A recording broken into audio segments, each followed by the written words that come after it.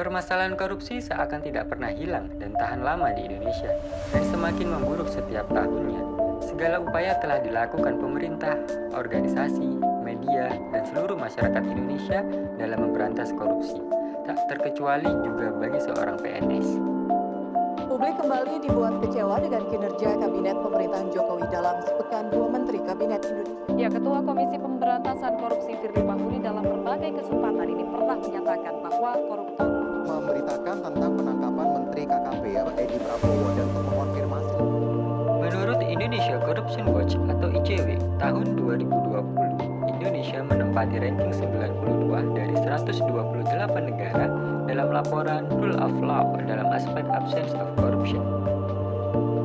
Sepanjang semester 1 tahun 2020, setidaknya terdapat 169 kasus korupsi dengan kerugian negara mencapai 18,1 triliun, meningkat hampir 3 kali lipat daripada tahun 2019 yang mencapai 6,9 triliun. Semester 1 tahun 2020, Indonesia Corruption Watch menyatakan bahwa pelaku korupsi berdasarkan jabatannya. PNS menjadi aktor yang paling banyak melakukan perbuatan korupsi, yakni sebanyak 114 tersangka atau 30,7% dari total keseluruhan tersangka. Direktorat Inventarisasi dan Pemantauan Sumber Daya Hutan telah berkomitmen untuk menolak segala macam jenis tindakan korupsi dan gratifikasi. Salah satu contohnya adalah kegiatan inventarisasi hutan tingkat nasional. Dalam kegiatan tersebut terdapat potensi bentuk tindak pidana korupsi, yaitu perbuatan curang.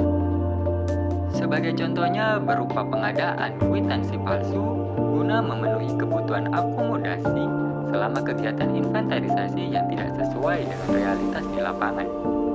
Apabila terdapat pegawai yang berani melanggar, maka akan diberikan sanksi yang sangat berat, yakni pemberhentian dari jabatan.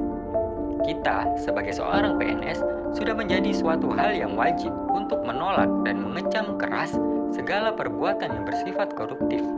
Seorang PNS harus bisa menjalankan fungsinya secara profesional, akuntabel, integritas, dan inovatif sesuai dengan prinsip kerja di Direktorat Inventarisasi dan Pemantauan Sumber Daya Hutan.